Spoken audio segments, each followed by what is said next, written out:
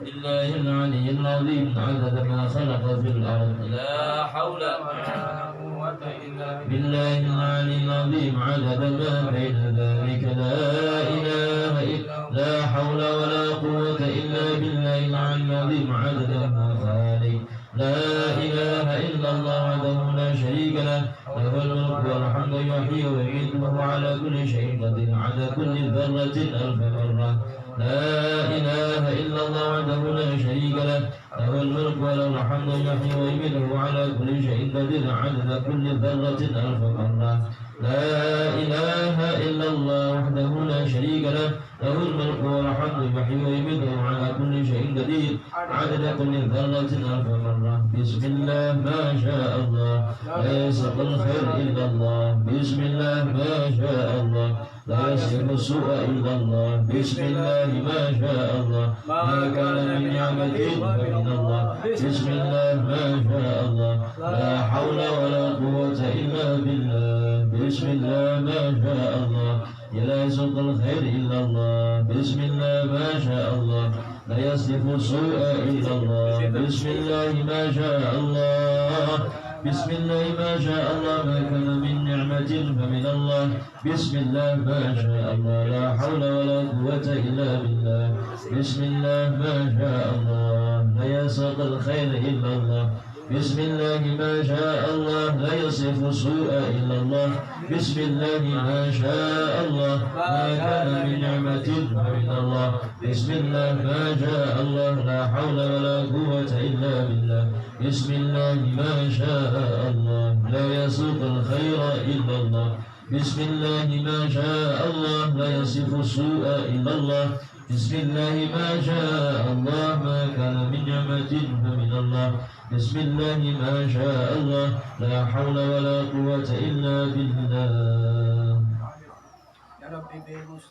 يا ربي بالمصطفى بلغ مقاصدنا واغفر لنا ما مضى يا واسع الكرم يا ربي بالمصطفى بلغ مقاصدنا واغفر لنا ما مضى يا واسع الكرم هو الحبيب الذي ترجى شفاعته لكل حال من الأهوال مقتحم يا أرحم الراحمين يا أرحم الراحمين يا أرحم الراحمين فرج على المسلمين يا ربي بالمصطفى بلغ مقاصدنا واغفر لنا ما مضى يا واسع الكرم اللهم صل وسلم وبارك عليه وعلى آله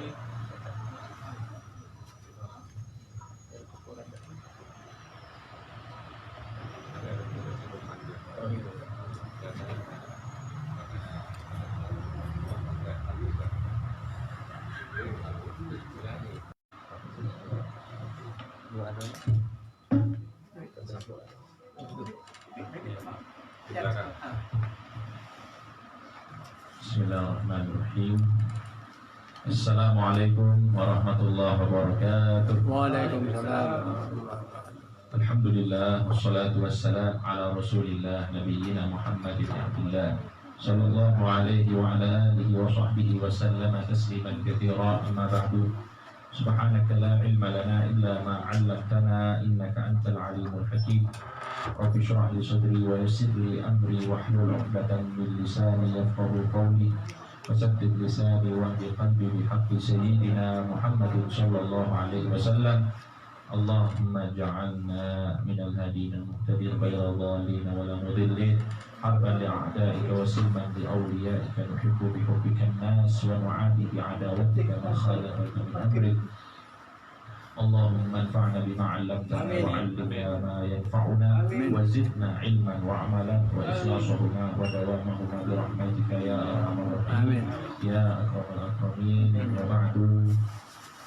Para jamaah sekalian yang saya hormati dan dirahmati Allah Subhanahu wa taala.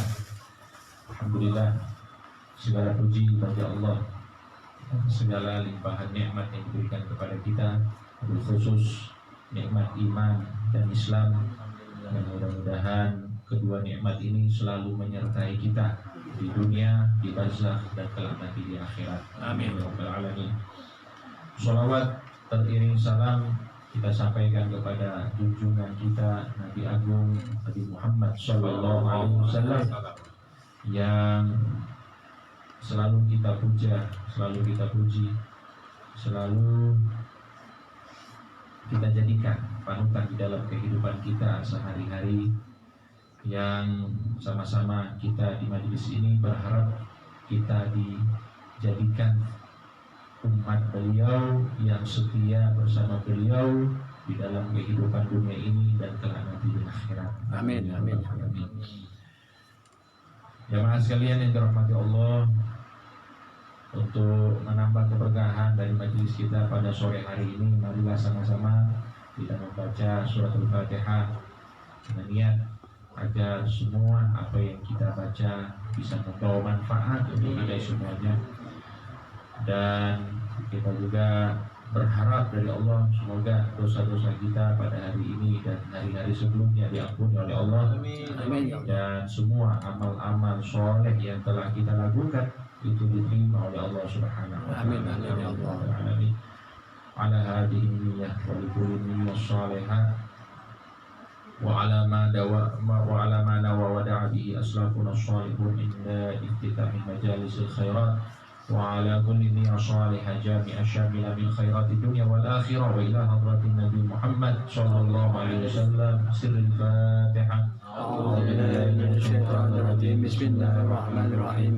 الحمد لله رب العالمين الرحمن الرحيم مالك يوم الدين إياك نعبد وإياك نستعين اهدنا الصراط المستقيم صراط الذين أنعمت عليهم غير المغضوب عليهم ولا الضالين.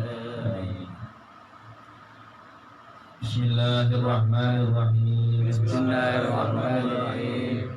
Nawaitu ta'alluma wa ta'lim, Nawaitu ta'alluma wa ta'lim, tadhakkura wa tadhkir, والتذكر والتذكير والنفع والانتفاع, والنفع والانتفاع والإفادة والاستفادة, والإفادة والاستفادة والحث على التمسك والحث على التمسك بكتاب الله بكتاب الله وسنة رسوله صلى الله عليه وسلم, وسنة رسول الله صلى الله عليه وسلم والدعاء إلى الهدى, والدعاء إلى الهدى والدلالة على الخير, والدلالة على الخير ابتغاء وجه الله ابتغاء الله ومرضاته ومرضاته وقربه وثوابه سبحانه وتعالى. Para jamaah sekalian yang saya muliakan, kita sudah masuk ke pembahasan tentang sifat-sifat ulama akhirat, awsaf ulama il-akhirah, yang mana di kesempatan yang lalu kita sudah membahas tentang kitab-kitab yang dianjurkan oleh para ulama yang harus dimiliki dan juga yang harus kita itu punya semangat untuk menggajinya, menghadiri kajiannya. Begitu juga dengan kitab-kitab yang menurut ulama ini jangan banyak digaji atau banyak dibicarakan, dan itu memang harus seimbang ya. Selain kitab-kitab yang harus ya, kita sebagai para pencari akhirat ini ingin selamat dunia akhirat, maka ada kitab-kitab yang mana kitab-kitab ini adalah karangan-karangan para ulama kita yang mereka sangat ataupun benar-benar memahami syariat-syariatnya Nabi Muhammad SAW, sehingga kitab-kitab tersebut harus kita koleksi ataupun kita kaji, termasuk kitab-kitab tafsir Quran, kitab-kitab hadis, kitab-kitab syarah hadis, kitab-kitab fikih, kitab-kitab tasawuf yang sudah kita sebutkan.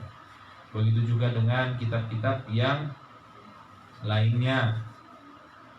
Dan juga di dalam kitab ini sudah kita bahas kitab-kitab yang tidak boleh atau kita itu dilarang oleh para ulama kita, yang mana kita ini masih awam sekali di dalam syariat. Untuk itu tidak disarankan ya, termasuk mungkin sebagai pengingat untuk kita semuanya, kitab yang di istilahnya apa, ditahdzir lah, tahdzir kalau istilahnya di sini tahdzir. Kita itu dicegah untuk tidak mengkaji ataupun membaca kitab-kitab tersebut, yaitu kitab yang berbicara tentang hal-hal yang sudah di luar jangkauan. Kitab-kitab tasawuf yang terlalu tinggi, apa yang kita kenal dengan tasawuf falsafi, banyak teorinya tapi di dalam pengamalan itu susah untuk kita realkan di dalam kehidupan kita. Di sini ya termasuk kitab-kitabnya Imam Ibnu Arabi, yang mana sebagian kitab-kitabnya itu seperti Munashahatul Ikhwan itu disarankan, tapi ada seperti Al-Futuhatul Makkiyah itu kebanyakan ulama tidak menyarankan.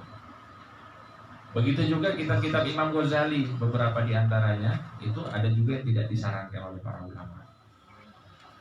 Sehingga kita harus selektif, harus bertanya kepada para ulama apa saja kitab-kitab yang harus kita itu ikut di dalam kajiannya dan apa saja yang harus kita hindari. Begitu juga disampaikan ada masalah-masalah khilafiyah fikih yang terlalu mendalam, itu juga disarankan untuk tidak banyak dikaji. Untuk kita ya masyarakat umum itu tidak perlu banyak dikaji. Yang penting sudah tahu hukum-hukum tentang ibadah-ibadah kita. Setelah itu tinggal diamalkan, tidak perlu banyak mengkaji-kaji masalah-masalah khilafiyah, karena buntut dari banyak mengkaji masalah khilafiyah itu kita bingung sendiri nanti, dan akan muncul banyak keraguan. Ini saya sampaikan untuk kita masyarakat umum, tapi kalau untuk para santri memang harus mengkaji hal tersebut agar muncul sebuah kebijaksanaan di dalam menentukan hukum-hukum syar'i. Dan ya masih banyak hal yang lainnya yang intinya perlu kita ketahui dan kembali kita tekankan bahwa ilmu syar'i itu, ilmu yang dikatakan yang manfaat itu ialah ilmu syar'i, yang mana ilmu ini apabila tidak diketahui maka ibadah kita jadi tidak benar. Jadi wal ilmu alladzi la tasihhul ibadatu illa bihi. Ibadah kita tidak akan benar kecuali dengan ilmu itu, maka ilmu itu termasuk ilmu yang manfaat, yang wajib kita pelajari. Dan juga dikatakan huwal ilmu alladzi la tasihhu al-aqidatu illa bihi. Ilmu yang mana akidah kita, keyakinan kita sama Allah tidak akan benar kecuali dengan ilmu itu, maka wajib juga kita pelajari. Dan itulah ilmu yang bermanfaat yang disebut dengan ilmu syar'i. Ini disebutkan oleh Mufti Makkah dalam kitab Al-Fawaid Al-Makkiyah. Kemudian di sini Al-Habib Zain bin Ibrahim bin Smith menjelaskan kepada kita tentang ciri-ciri ulama akhirat. Nah, nanti ada ulama akhirat, ada ulama dunia. Dan saya sudah sampaikan di pertemuan yang lalu, di sini kita autokritik, ya, kita tidak melihat yang lain, ya kita harus menyelam ke dalam. Kita ngecek diri kita, apakah kita ini termasuk ulama-ulama akhirat, termasuk santri-santri akhirat, atau sebaliknya ulama-ulama dunia atau santri-santri dunia. Nah, ini yang harus kita kaji pada sore hari ini. Karena begini, ya, memang seharusnya kita seperti itu. Kita kalau misalnya dengar nasihat, yang menjadi objek utama nasihat itu seharusnya diri kita. Dari siapapun yang berbicara tentang nasihat agama ataupun nasihat-nasihat kehidupan yang baik, usahakan objek pertama yang kita jadikan itu ialah diri kita sendiri. Undur maqala wala tandur man qala. Lihat apa yang dikatakan, lihat apa yang dinasihatkan, jangan lihat orangnya. Sehingga Nabi Muhammad SAW mengingatkan kita, al-hikmatu dhalatul mu'min. Hikmah itu adalah sesuatu yang dicari oleh orang mukmin. Anna wajadaha fa huwa ahqqu biha. Dimanapun dia dapatkan hikmah itu, ilmu itu, faedah itu, nasihat itu, maka dialah yang paling berhak untuk memilikinya. Cuma masalahnya kita ini berbeda dengan ini. Masalahnya kita kalau dengar nasihat itu, pikiran kita kemana-mana. Seakan-akan kita itu jauh dari, misalnya kalau celaan, Kita itu jauh dari celaan itu. Kalau kebaikan berarti itu kita. Tapi kalau yang benar itu seperti apa? Ketika ada celaan, ketika ada nasihat, maka itu dihadapkan sama diri kita. Mungkin anak sudah pernah sampaikan dulu, Al-Habib Ali bin Abdurrahman Al-Masyhur, anak dari Mufti, yang kita kenal kitabnya Bughyatul Mustasyidin. Beliau itu kan termasuk kebiasaan beliau membaca Al-Quran tiap hari, istiqomah selama seumur hidupnya. Istiqomah seumur hidupnya 10 juz. Seumur hidup ini 10 juz. Dibaca terus 10 juz Al-Quran, 10 juz Al-Quran. Artinya untuk standar orang-orang pada masa itu sudah bagus. Apalagi masa kita sekarang ini, Quran mungkin berdebu di rumah kita, jarang dibuka. Na'udzubillahi min dzalik. Di zaman beliau itu, yang mana beliau itu sezaman dengan Habib Ali bin Muhammad Al-Habashi. Saat ceramah di majelis ya Habib Ali bin Muhammad Al-Habashi, beliau mengingatkan tentang masalah Quran, yang mana di zaman beliau itu banyak orang-orang yang sudah jarang baca Quran, banyak yang sudah jarang yang hafal Quran dan lain sebagainya. Maka mendengar hal itu, Habib Ali bin Abdurrahman Al-Masyhur langsung berkata kepada khodamnya, muridnya, ini Habib Ali ngomong kepada saya. Habib Ali ini ngomong sama saya. Padahal orang kayak beliau itu sudah mantap, Masya Allah. Setiap hari 10 juz dibaca, tidak pernah putus. Tapi beliau menganggap nasihat umum itu untuk beliau, katanya. Berarti saya harus lebih giat lagi baca Quran. Maka komitmen pada saat itu, setelah mendengarkan ceramah, saya komitmen setiap hari saya tambah juznya menjadi 15 juz per hari. Nah, kalau kita kan gimana ya? Dengar nasihat mungkin habis majelis lupa. Na'udzubillahi min dzalik. Nah, untuk itu memang menjadikan diri kita sebagai objek nasihat itu penting, supaya kita itu selalu teringat dan ada perubahan, dan mudah-mudahan menimbulkan kesadaran di dalam kehidupan kita. Baik jemaah sekalian yang dirahmati Allah, di sini sifat-sifat ulama akhirat. Allah Subhanahu wa taala berfirman, "Warrasikhuna fil ilmi yaquluna amanna bihi kullum min 'indi rabbina." Dan orang-orang ya ar-rasikhun di sini dikatakan orang-orang yang kokoh pendiriannya di dalam ilmu, di dalam agama.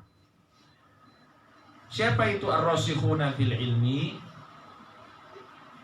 Dikatakan dalam Al-Quran, mereka lah yang mengucapkan, kami beriman kepada Allah, kami beriman kepada Rasulullah, kami beriman kepada Al-Quran, syariat yang dibawa oleh Nabi Muhammad SAW, semuanya itu datang dari Allah.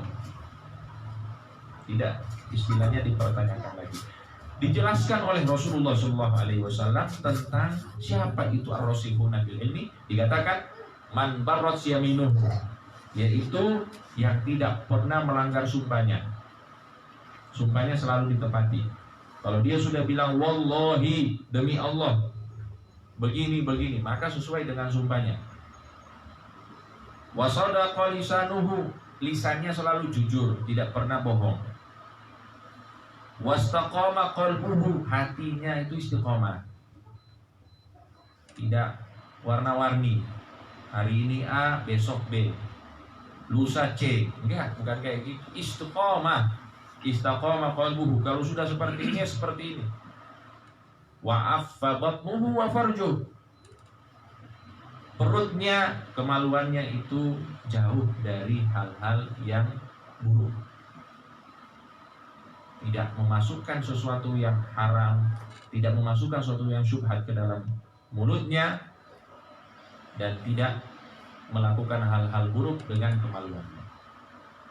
Fadzalika minar rasikhina fil ilm. Ini definisi Nabi Muhammad SAW ketika ditanya tentang ar-rasikhuna fil ilm. Sumpahnya itu tidak pernah dilanggar, lisannya selalu jujur, hatinya selalu istiqomah, dan perut serta kemaluannya selalu terjaga. Wa qala ba'dhum, sebagian mereka berkata, ar-rasikhu fil ilmi, orang yang rasikh di dalam ilmu, yang kokoh di dalam ilmu, yaitu yang memiliki 4 hal di dalam dirinya. Yang pertama, at-taqwa bainahu wa bainallah.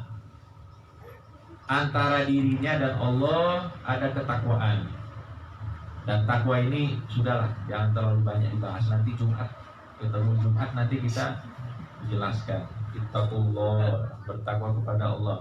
Pokoknya takwa antara dirinya dengan Allah. Wattawadhu'u bainahu wa bainal khalqi, antara dirinya dan makhluk-makhluk Allah ada sikap tawadhu, ada sifat tawadhu, rendah hati dengan sesama makhluk Allah. Wazuhda bainahu wa bainad dunya, antara dirinya dengan dunia ada sifat zuhud. Antara dirinya dengan dunia ada sifat zuhud. Apa zuhud itu? Zuhud itu lebih mementingkan akhirat daripada dunia, ataupun bersyukur dengan apa yang dia miliki dan tidak menuntut lebih. Itu zuhud. Jadi sikapnya terhadap dunia itu apa? Zuhud. Antara dirinya dan dunia adalah zuhud. Wal mujahadatu bainahu wa bainan nafsi.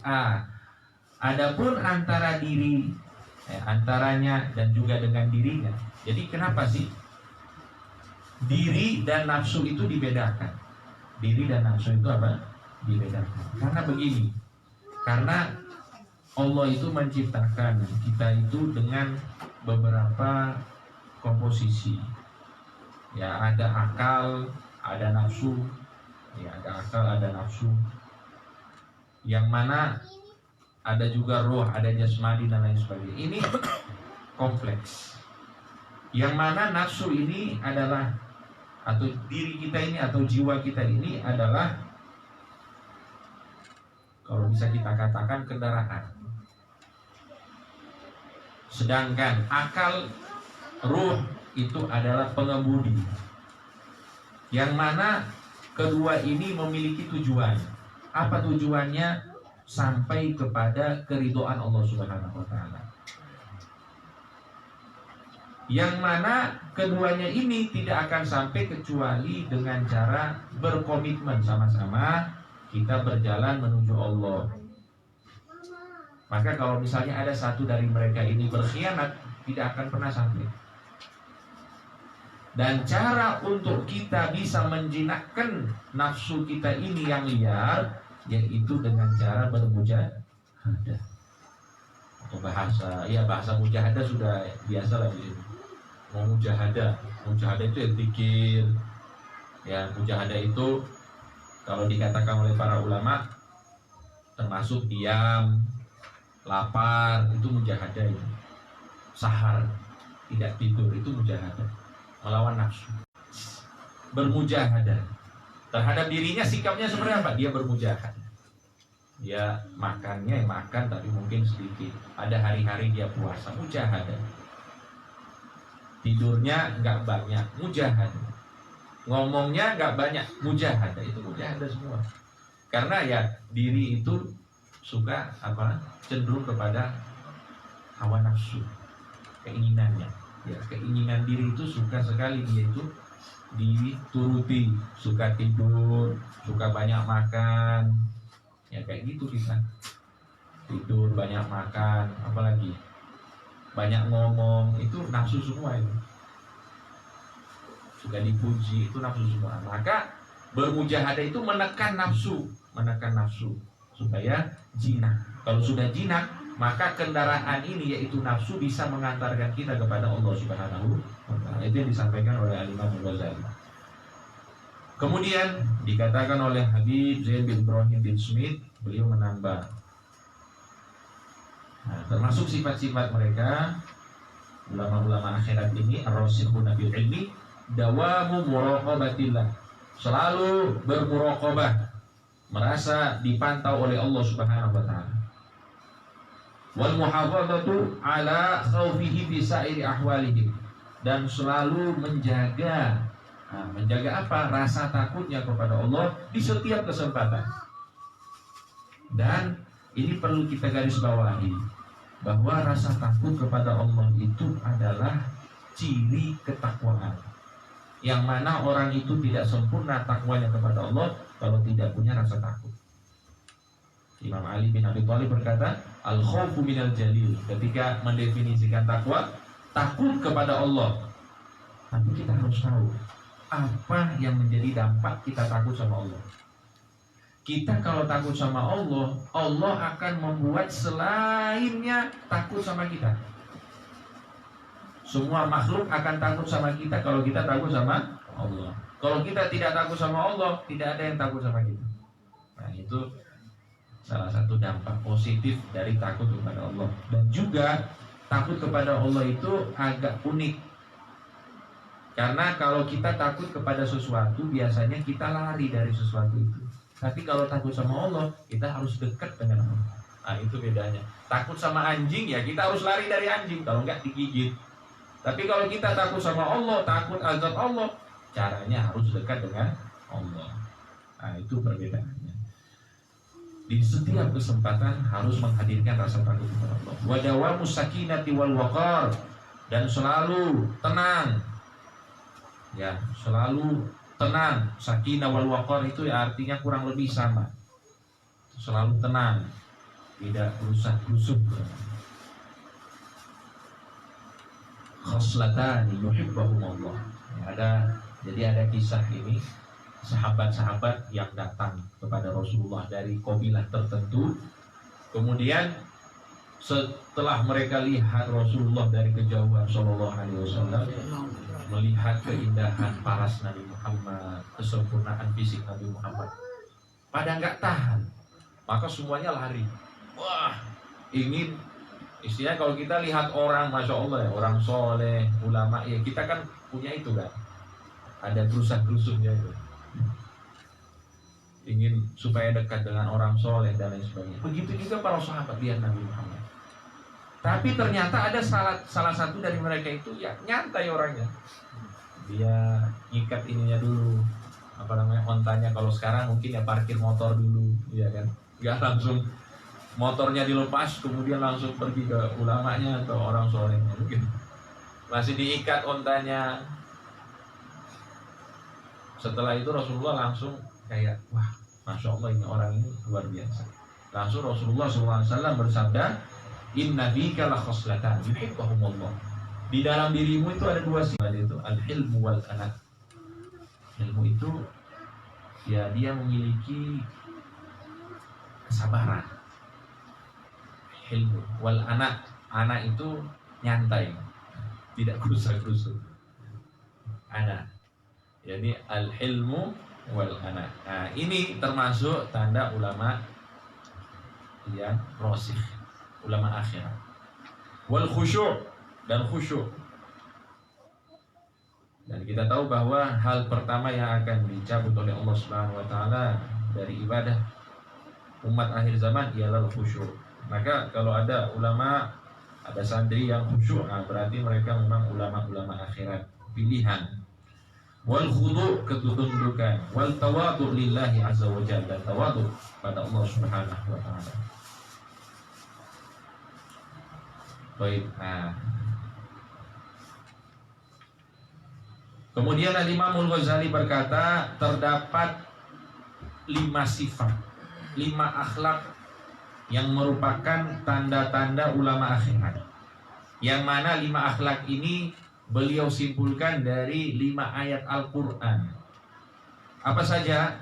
Yang pertama, al-khasyah, rasa takut kepada Allah Subhanahu wa taala. Dan ini kita sudah khatam juga ini ayatnya. Innama yakhsyallaha min ibadihil ulama. Tapi ulamanya ini manusia ya. Bukan hewan. Apa yang kita ketahui, bukan. Ulama di sini maksudnya apa? Manusia. Karena ya wa ma yaqiluha, yaqil, akal. Satu-satunya makhluk yang diberikan akal oleh Allah yaitu manusia. Wa ma yaqiluha illal alimun. Tidak ada yang mengetahuinya kecuali orang-orang yang alim, yang berakal. Jadi orang yang dikatakan ulama akhirat itu apa? Yaitu al-innama yakhsyallah. yang takut kepada Allah. Kemudian yang kedua khusyuk, yang kita sudah sebutkan tadi, khashi'ina lillah la yashtaruna bi ayatillahi tsamanan qalila. Wakhfid janahaka lil mu'minin. Sifat selanjutnya adalah tawadhu. Wakhfid janahak. Janah itu artinya sayap. Manusia nggak punya sayap ya. Terus piye ini artinya gimana ya? Janah itu berarti apa? Pundak. Pundak. Tundukkan pundakmu untuk orang-orang mukmin. Jangan begini. Sama orang mukmin begini. Nggak harus tunduk. Tunduk itu artinya menunjukkan tawadhu. Tawadhu kepada orang-orang mukmin. Dan ini kiasan dari Allah Subhanahu wa taala. Artinya tawadhu itu bukan cuma dari fisik saja, dari batin berangkat ke fisik seperti itu. Karena kalau orang berangkat dari fisik biasanya tawadhunya sama orang ini enggak tentu. Hanya orang-orang tertentu saja dia tawadhu. Tapi kalau dia berangkat dari batin, insya Allah tawadhunya sama semua makhluk Allah. Karena dia benar-benar tawadhu lillah. Dan inilah yang dimaksud oleh Nabi Muhammad SAW. Man tawadhu'a lillah. Bukan tawadhu sama, tapi tawadhunya karena Allah. Rafa'ahullah, akan diangkat derajatnya oleh Allah. Karena berangkatnya dari apa? Hati. Nah. Kemudian apa? Husnul khuluq, akhlak yang mulia. Fabima rahmatin minallahi lintalahum. Dan dengan rahmat Allah engkau berbuat baik kepada mereka. Ya, ini khitabnya Nabi Muhammad, tapi ya dikatakan oleh para ulama ketika ada ayat turun kepada Nabi Muhammad SAW secara khusus, itu juga bisa bermakna umum kepada umatnya. Jadi husnul khuluq. Yang kelima ialah az-zuhdu, yaitu sifat zuhud. Allah Subhanahu wa taala berfirman, wa qala alladziina utul ilma, berkata orang-orang yang diberikan ilmu oleh Allah, wa ilakum sawabullah, celaka kalian, sawabullah, pahala Allah, khairun, lebih baik dari apapun, liman amana wa amila sholihah, bagi orang yang beriman dan beramal soleh. Ya, itu yang saya sebutkan tadi, bahwa zuhud itu mementingkan akhirat, menomorsatukan akhirat daripada dunia. Jamaah sekalian yang dirahmati Allah. Kemudian selanjutnya ini ada perkataan sahabat Nabi Abdullah bin Umar. Yang kita ketahui Abdullah bin Umar ini adalah anaknya Umar, pasti Umar bin Khattab. Yang beliau ini syadidut tamassuk bi sunnah, yang paling kuat berpegang dengan sunnahnya Nabi, ini beliau. Sampai hal-hal yang sifatnya kebiasaan Nabi itu diikuti oleh beliau, yang bukan syariat ya. Yang bukan syariat, yang kebiasaan Nabi Muhammad pernah jalan di sini, itu beliau tanya semuanya. Nabi Muhammad bermusafir, beliau tanya kepada sahabat-sahabat yang sesepuh. Dulu Nabi Muhammad SAW kalau singgah di tempat ini duduknya di mana, buang airnya di mana, itu semuanya diikuti. Saking apa? Saking berpegang teguh dengan sunnah-sunnahnya Nabi Muhammad SAW. Ketika beliau masuk Ka'bah, itu beliau tanya kepada Bilal, ini di mana Nabi Muhammad sholat? Menghadap mana? Di tiang mana? Karena apa? Nah, di situ kita melihat beliau sangat haus akan ilmu yang diwariskan oleh Nabi Muhammad SAW. Meskipun demikian, kita menemukan bahwa beliau sahabat. Kalau istilahnya sekarang ini kan yang dipermasalahkan masalah janggut misalnya. Ini ada yang janggut. Janggut itu beliau itu saat haji potong janggut. Janggutnya dipotong, diambil gitu. Qaddah ya, dipotong. Yang di bawah apa namanya? Di bawah genggaman tangannya itu, lebihnya itu dipotong. Padahal kalau kita lihat beliau ini sangat berpegang teguh dengan sunnah. Artinya di sini kita melihat ya beginilah fenomena ya dalam memahami nas-nas, memahami ayat-ayat ataupun hadis-hadis Nabi Muhammad SAW. Masalah jenggot dan sebagainya. Wah, ini Abdullah bin Umar ini sangat berpegang teguh dengan sunnah Nabi. Tapi kok beliau ini merapikan janggutnya juga. Nah, sehingga inilah dinamika ya hukum Islam yang tidak dangkal ya, harus kita kaji lebih mendalam lagi. Beliau berkata, la yakunu rajulun min ahli ilmi. Seseorang itu tidak mungkin jadi ulama. Wah, ini standarnya tinggi nih. Hatta la yahsuda man fawqahu. Dia tidak akan menjadi ulama sampai dia tidak hasud terhadap orang yang lebih darinya. Artinya sesama ulama, ada orang yang lebih alim dari dirinya, dia tidak hasud dengan orang itu. Itu sifat yang pertama. Tidak hasud dengan orang yang lebih alim darinya. Wala yahqiru man dunahu, dan tidak mencemooh orang yang lebih rendah, yang lebih kurang ilmunya darinya. Ustaz biasa ya, saya lebih alim dan lain sebagainya. Nah, ini berarti belum ulama akhirat ini. Menurut apa? Menurut Imam Abdullah bin Umar. Tidak hasud dengan orang yang lebih darinya dan tidak mencela orang yang lebih rendah darinya. Wala yabtaghi bihi thamanan, dan tidak mencari keuntungan dari ilmunya. Ini standarnya tinggi. Benar tidak? Ya benar, tapi standarnya tinggi. Perlu nggak kita sampai di sana? Ya perlu juga. Karena kita ini kan ingin menjadi ulama, ingin menjadi santri-santri akhirat. Dan untuk masalah yang ketiga ini, tidak mengharap, tidak mencari ganjaran ataupun sesuatu dari ilmunya ini, sudah kita bahas di pertemuan yang lalu-lalu. Yang mana ulama berbeda pendapat. Imam Abu Hanifah berkata sama sekali tidak boleh menerima upah dari ilmu, dari ngajar dan lain sebagainya. Imam Abu Hanifah. Ada juga yang membolehkan secara mutlak. Imam Suyuti misalnya membolehkan. Ada juga yang membuat tafsil, penjelasan secara rinci. Ada yang mengatakan begini, kalau misalnya dia itu ngajar, dia dakwah, bagi ilmu, kemudian dia dikasih, terus dia tidak mau, wah ini berarti mengikuti para nabi. Mengikuti apa? Para nabi. Qul la as'alukum alaihi ajra. Aku tidak minta dari kalian upah. Itu berarti apa? Makom para nabi, yang mana mereka membagikan ilmu, membagikan risalah yang mereka bawa dari Allah Subhanahu wa taala tanpa berharap upah. Ini makom para nabi.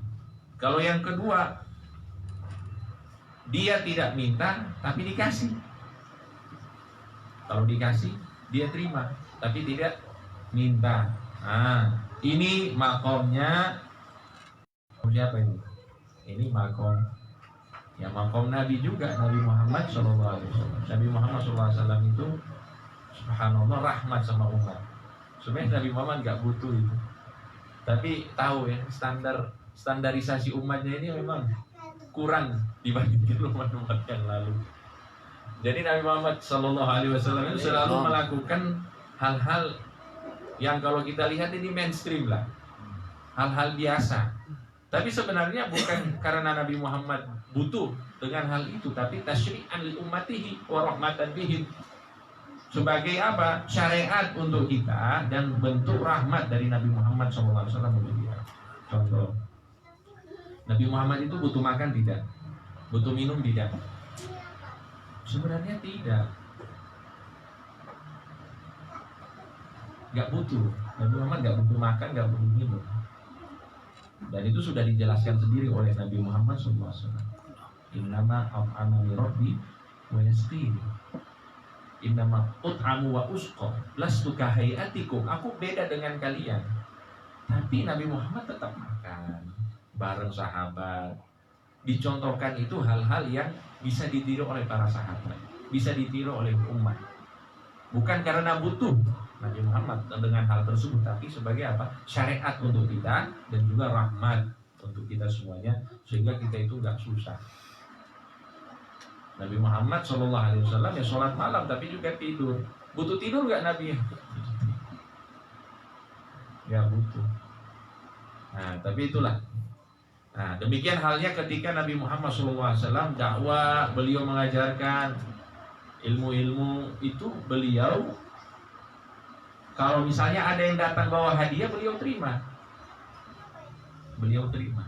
Ada yang datang bawa sesuatu, ya Nabi ini hadiah. Sehingga para ulama menyimpulkan hal tersebut, bahwa kalau misalnya tidak minta tapi dikasih diterima ya boleh, tidak ada khilaf. Karena katanya begini, karena Nabi Muhammad SAW itu mengajar tanpa batas waktu. Kalau kita kan mungkin ngisi pengajian, nah ini batas waktu. Setelah itu tidak terhitung sebagai orang yang mengisi. Tapi kalau Nabi Muhammad SAW sepanjang hidupnya adalah pendakwah, sepanjang hidupnya adalah pengajar. Maka ketika ada yang bawa hadiah, berarti itu sebagai imbalan dari apa yang beliau dakwakan, dari apa yang beliau ajarkan. Untuk itu sebagian ulama, Al-Imamul Halimi mengatakan ya boleh. Dan ulama sepakat untuk hal ini. Kemudian yang ketiga, dia yang ngajar tapi minta imbalan, harus nuntut ini. Saya pokoknya kalau mau datang harus dijemput dengan ini. Wah, misalnya misalnya anak dari Imogiri ini harus pakai mobil, Ustaz Ridwan ya. Misalnya contoh ini ya. Harus pakai mobil, harus makanannya ini dan lain sebagainya. Nah, ini para ulama khilaf. Ada yang mengatakan nggak boleh, ada yang mengatakan boleh. Ada yang bilang boleh juga. Seperti Imam Suyuti bilang boleh, tapi ada juga yang mengatakan nggak boleh. Tapi yang lebih afdol itu mana ya? Maafum para nabi. La yabtaghi bihi samanan. Ini standarnya Imam Abdullah bin Umar. Dan jalan tengahnya itu ya sebenarnya Mbah Maimun Zubair itu sudah mengajarkan. Usahakan setiap ustadz, usahakan setiap dai, muallim itu punya sampingan lah, punya usaha sampingan supaya hatinya itu tidak bergantung dengan upah dari dakwanya ataupun ngajian. Mbah Maimun sudah ngambil jalan tengah itu karena memahami kondisi saat ini. Jadi itu jamaah sekalian ya, ini standar ulama akhirat menurut Imam sahabat Abdullah bin Umar. Tidak hasut dengan yang lebih darinya, tidak mencela orang yang lebih rendah darinya, dan tidak menuntut upah ataupun bayaran dari ilmu yang diajarkan.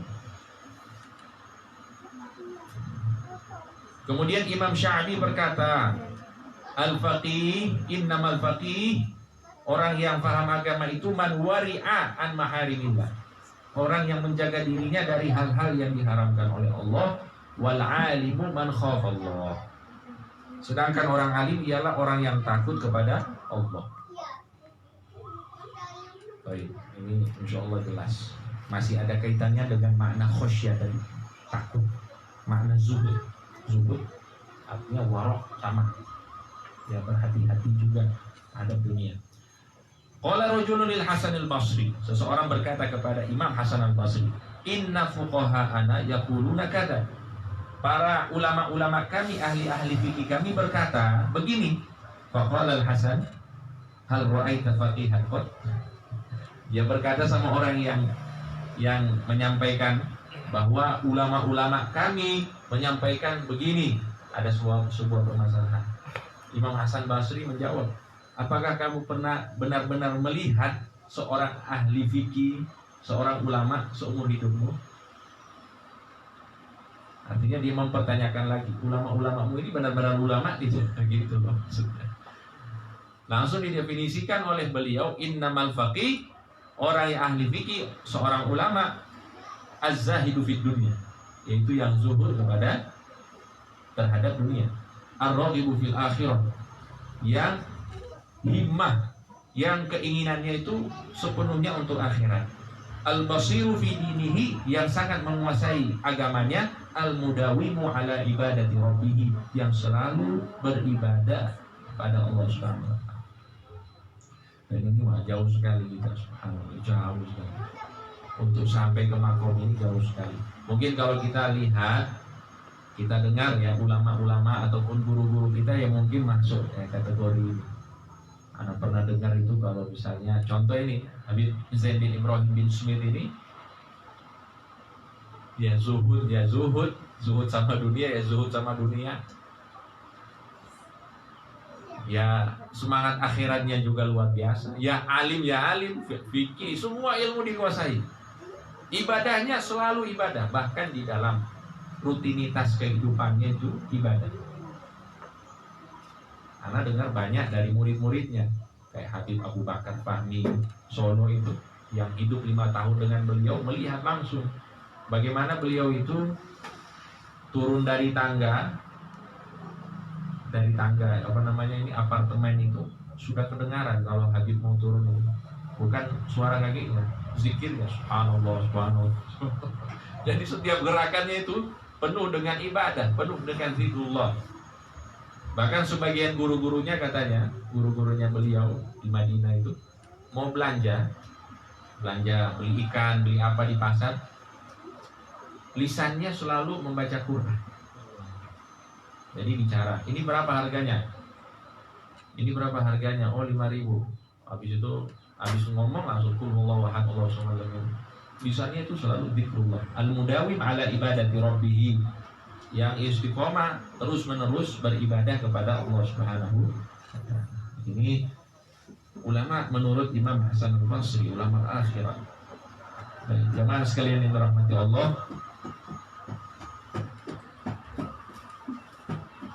kemudian ada beberapa keadaan dan kisah-kisah para ulama akhirat yang disebutkan di dalam kitab ini. Termasuk dikatakan kepada beberapa penduduk Basrah, man sayyidukum, siapa pemimpin kalian, siapa ulama kalian? Qala al-Hasan, Imam Hasan al-Basri. Qila bima sadakum, apa yang menyebabkan dia itu menjadi ulama kalian, menjadi panutan kalian? Qala ihtajan nasu ila ilmihi, masyarakat, warga itu membutuhkan ilmunya. Wastaghna huwa an dunyahu, sedangkan Imam Hasan al-Basri tidak sama sekali membutuhkan dunia mereka. Jadi bukan ngajar untuk dunia supaya ngasih duit, bukan. Tapi karena beliau itu ngajar ikhlas karena Allah Subhanahu wa ta'ala, sehingga apa? Yang butuh itu orang. Kalau orang sudah dibutuhkan, maka dia akan otomatis menjadi pemimpin. Sebagaimana makna dari sayyid itu, as-sayyid huwa man yultaja ilaihi inda syada'id. Ketika butuh, orang-orang datang kepadanya, maka dia adalah sayyid, pemimpin. Begitu juga Imam Hasan al-Basri. Orang-orang butuh ilmunya, sedangkan dia tidak butuh harta benda orang-orang. Kemudian ada salah seorang khalifah, Abul Abbas As-Saffah. Ini khalifah pertama Bani Abbas. Ini ada ditanya, kok bisa Imam Hasan al-Basri itu menjadi pemimpin kalian di Basra?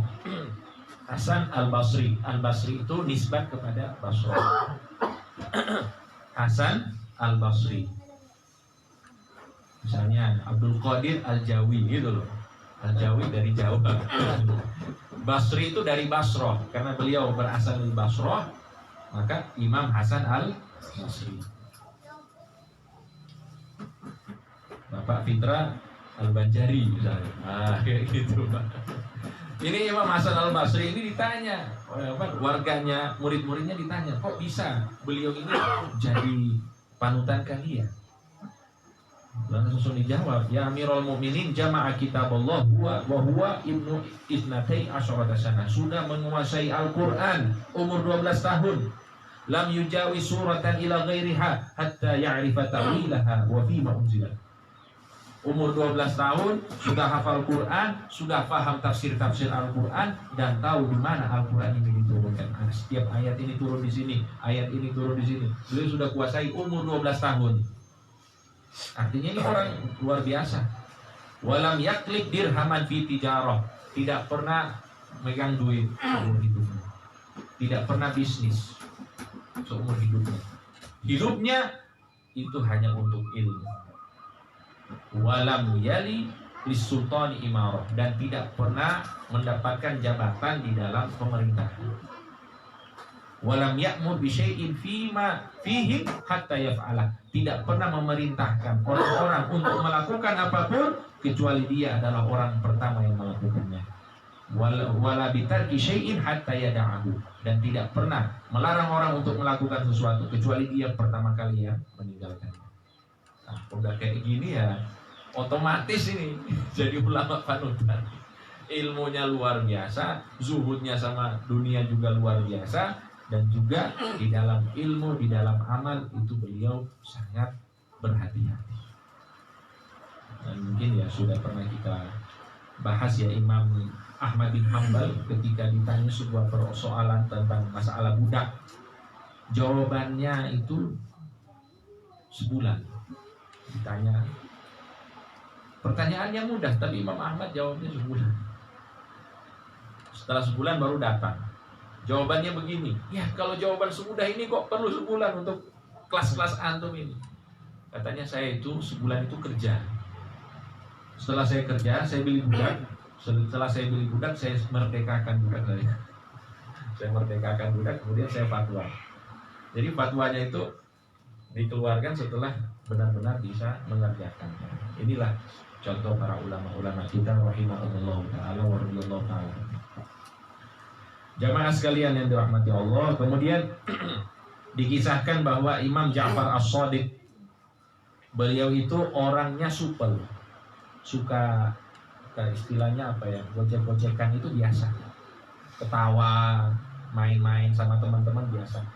Tapi idza dzukira indahun Nabi sallallahu alaihi wasallam, kalau disebutkan di hadapannya Nabi Muhammad sallallahu alaihi wasallam, isfarra, langsung pucat, langsung hilang gojekan-gojekannya, langsung pucat, tidak bisa berkata apa-apa.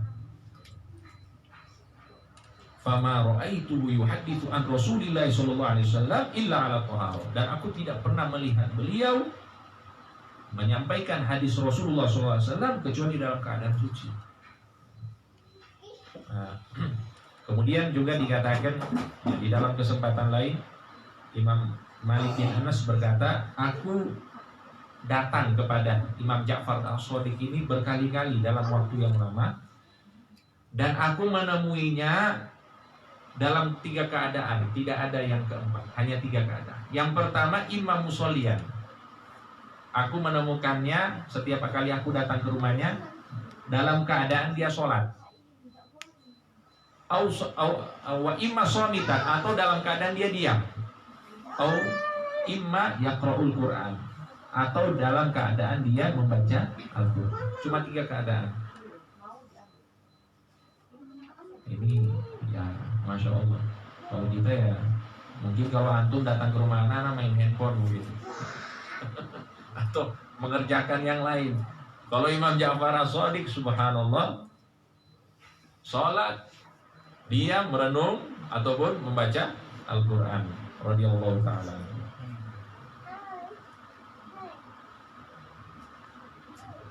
Dan tidak pernah berkata-kata yang tidak penting selama hidupnya.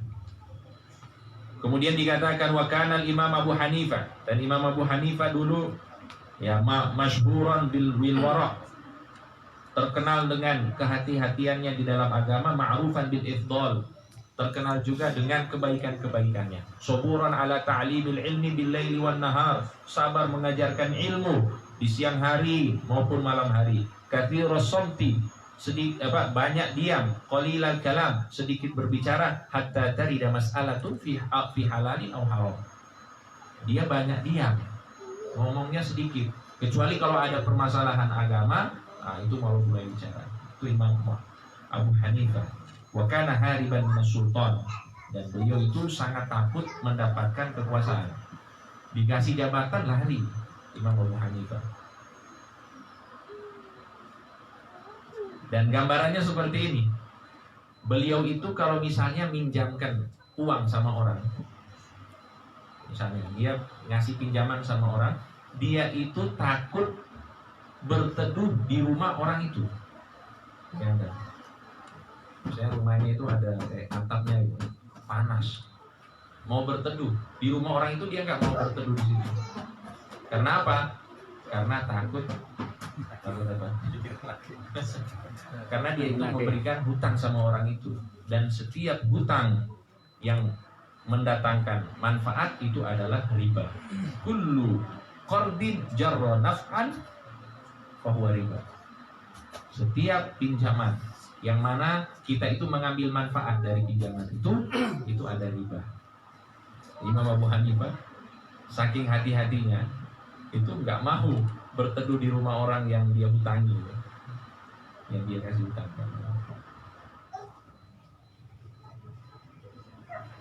Itu Imam Abu Hanifah. Kemudian juga dikisahkan bahwa beliau itu pernah dikasih jabatan untuk jadi hakim. Gak mau, famtana, gak mau. Faduriba fi dzalika bisyab, maka dicambuk Imam Abu Hanifah. Ini aneh. Dikasih jabatan gak mau, akhirnya dicambuk karena gak menerima. Wa bisa dan dipenjara. Bal wa mata fil habs. Bahkan Imam Abu Hanifah itu meninggal di dalam penjara. Bukan ini loh, bukan kriminal ya. Bukan, karena menolak jabatan. Dihukum, dipenjara karena menolak jabatan.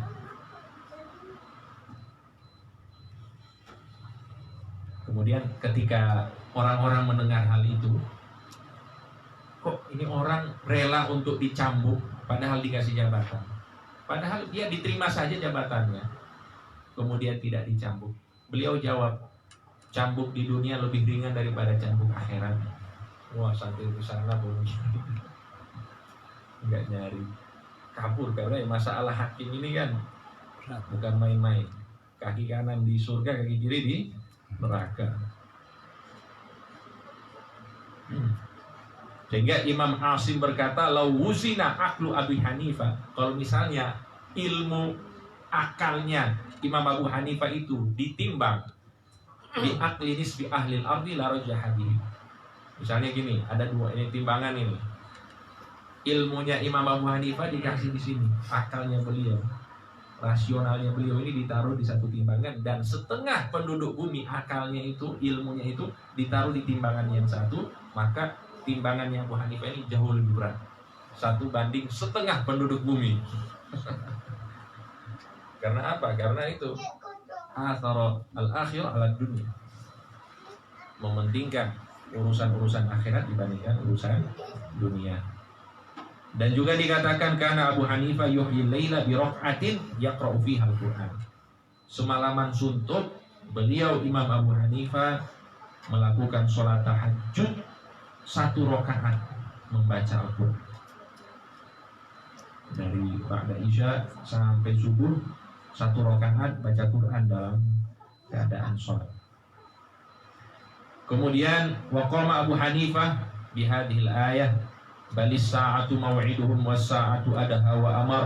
1 ayat Al-Quran ini yuraddiduha wa yabki, terus dibaca oleh Imam Abu Hanifah sambil beliau menangis sampai subuh.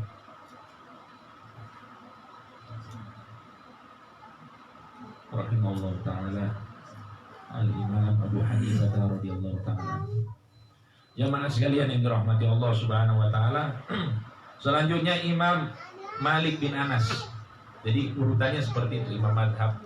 Pertama Imam Abu Hanifah, karena al-fiqhu ala Abi Hanifah iyal. Ya, Abu Hanifah itu bapaknya fikih. Setelahnya itu datang Imam Malik bin Anas. Setelahnya Imam Syafi'i. Setelah Imam Syafi'i, Imam Ahmad bin Hanbal. Imam Malik dikatakan oleh Al-Imam Abdullah bin Mubarak bahwa aku pernah sekali duduk dengan Imam Abu Hanifah. Bukan sekali, bahkan sering ya. Aku sering duduk bersama Imam Abu Hanifah, dan di suatu ketika beliau itu digigit oleh disengat ya, lebih tepatnya disengat oleh kalajengking sebanyak 16 sengatan, hatta yataghayyara launuhu wa yasfar, sampai warna kulitnya berubah menjadi pucat. Ini digigit kalajengking, disengat kalajengking. Wala yaqta'u hadits Rasulullah sallallahu alaihi wasallam, tapi beliau tidak memotong dari hadis Nabi Muhammad SAW. Dibiarkan itu kalajengking sengat dirinya, tapi demi tidak memotong hadis Nabi Muhammad SAW. Falamma faragha minal majlis qultu lahu, maka Imam Abdullah bin Mubarak setelah majlis berkata kepada Imam Malik, ya Aba Abdillah, wahai Imam Malik, laqad ra'aitu minkumul yawma ajaba, aku melihat sesuatu yang aneh dalam dirimu hari ini. Qala na'am, innama sabartu ijlalan li hadithi Rasulullah SAW. Aku itu sabar disengat 16 kali oleh kalajengking sebagai penghormatan kepada Nabi Muhammad SAW. Yang saya baca ini hadisnya Rasulullah. Begitu beliau punya baju khusus untuk riwayat hadis. Bajunya dipakai untuk riwayat hadis Nabi Muhammad SAW, dan sebelum itu beliau mandi dulu. Itu Imam Malik radhiyallahu ta'ala anhu. Allah ta'ala a'lam. Imam Malik dan beberapa ulama juga nanti insya Allah kita akan bahas di pertemuan selanjutnya. Yang mudah-mudahan kita semuanya di sini bisa mendapatkan keberkahan beliau-beliau dan bisa menjadikan beliau-beliau ini, para ulama-ulama akhirat ini, sebagai panutan kita yang selalu kita ikuti, yang selalu kita jadikan fans kehidupan kita, karena pada dasarnya setiap kita akan dikumpulkan oleh Allah Subhanahu wa Ta'ala dengan orang-orang yang kita cintai. Mudah-mudahan kita selalu diberikan kemudahan untuk mencintai orang-orang soleh, mencintai para ulama-ulama akhirat, dan mencintai Nabi Muhammad SAW. Amin amin ya rabbal alamin. Ini saja dulu dari kami pada hari ini. Mudah-mudahan manfaat berkah. Kita tutup majelis ini dengan sama-sama membaca surat Al-Fatihah biniyatil qabul wa tamami kulli wa ma'mul wa ila hadratul rasul sayyidina Muhammad sallallahu alaihi wasallam. Allah yaghfiru lana dzunub wa yaghfir lana al-'uyub wa yakshif lana al-qubur wa yutahhir lana al-qulub wa yu'ajjil kulla matlub wa yuwaffiquna murafaqat al-habib al-mahbub fil yawm al-maw'ud wa anna Allah yaqdi ajatina kullaha ad-dunyawiyya wal ukhrawiyya bi khairin wa lutfin wa 'afiyah wa lamiyah salihah jami'a syamila li khairati dunya wal akhirah ila hadratin Nabi Muhammad sallallahu alaihi wasallam. Bismillah, bismillah, al-Fatihah. A'udzu billahi minasy syaithanir rajim. Bismillahirrahmanirrahim. Alhamdulillahi rabbil alamin arrahmanir rahim maliki yaumiddin. Iyyaka na'budu wa iyyaka nasta'in. Ihdinas siratal mustaqim. Siratal ladzina an'amta 'alaihim ghairil maghdubi 'alaihim waladdallin. Amin. Bismillahirrahmanirrahim. Allahumma salli wa sallim ala sayyidina Muhammadin iftahi babi rahmatillah adada ma fi ilmillah salatan wa salaman daimin bidawami mulkillah wa ala alihi wa sahbihi. Allahumma ja'al fi ta'atika farahi wa sururi wa fi mardatika jami'a umuri. Allahumma ya alim bihalati wa muttali' ala sarairi wa niyati ibdi jami'a hajati wa ghfir dhunubi wa sayyiati wa tajawaz an khati'ati wa zallati wa taqabbal jami'a hasanati wa samihni fima madha wa ma ya'ti wa aktubni fi diwani sadati wasluk bi sabila najati fi hayati wa mamati.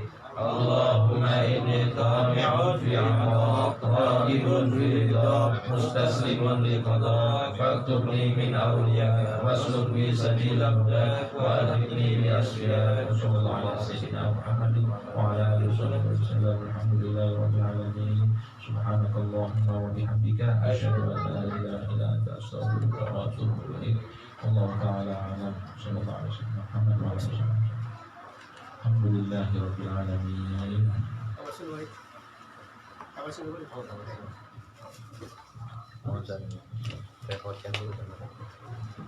Ilahi bijahil anbiya wal malaikah wa bil awliya ijud lana bil ijabati. Ilahi tawassalna bi Qur'an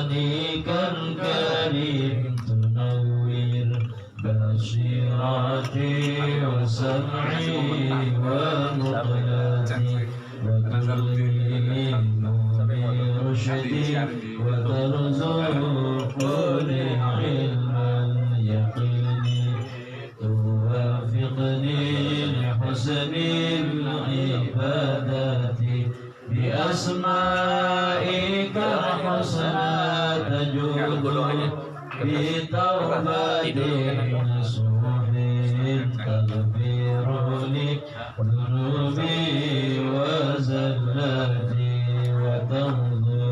وتنظرني في كل حال ولمحات تنجي بها من هول يوم القيامة وبالمصطفى الرسول تشرح لي صدري ويسر لي أمري وتكشف كربتي وبالأنبياء